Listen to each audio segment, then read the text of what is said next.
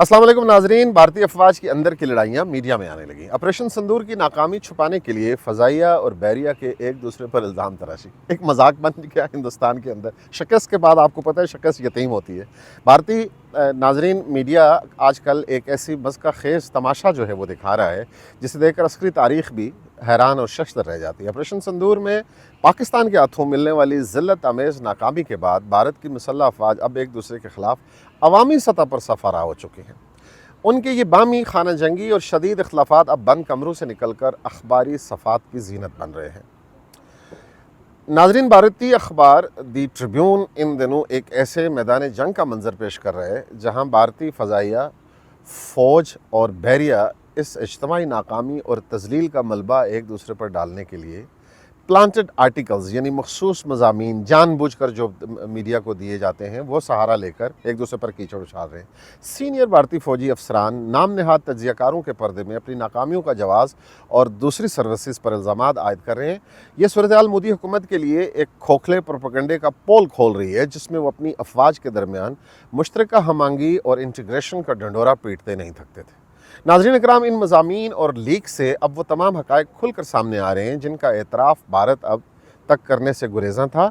इन reports के मुताबिक अव्वल जब भारतीय फ़ज़ाइया ने जारियत की कोशिश की तो पाक फ़ज़ाइया ने सिर्फ मुकम्मल तौर पर चौकस और तैयार नहीं थी बल्कि उसने बेहतरीन स्ट्रेटेजिक पोजीशन संभाल रखी थी। दोम, पाक फ़ज़ाइया ने अपने फ़ज़ाई दायराकार में रहते हुए भारतीय दरअंदाज़ी का भरपूर जवाब दिया और भारत के कई जंगी तैयारों को मार गिराया जिनमें उनका काबिल फ़ख्र राफ़ेल तैयारा भी था जिसका मोदी जी बड़ा प्रचार करते थे।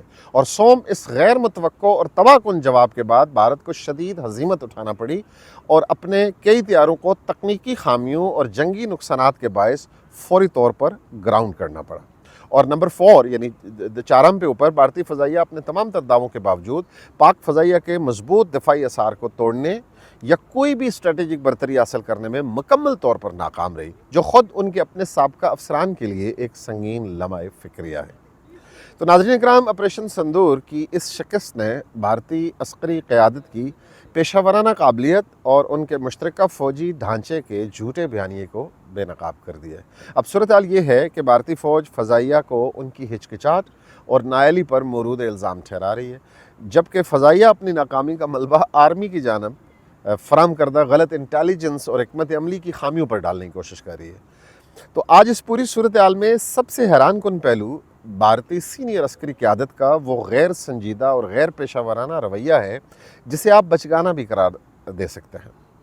अंदरूनी खामियों पर एहतसाब करने और स्ट्रेटेजिक इस्लाहात लाने की बजाय ये अफसरान मोदी हुकूमत को प्रोपेगेंडा मशीनरी की खुशनुदी हासिल करने और मीडिया में अपनी इज़्ज़त बचाने की जंग लड़ रहे हैं। सो कॉल्ड एक बयानिया बनाने की कोशिश कर रहे हैं।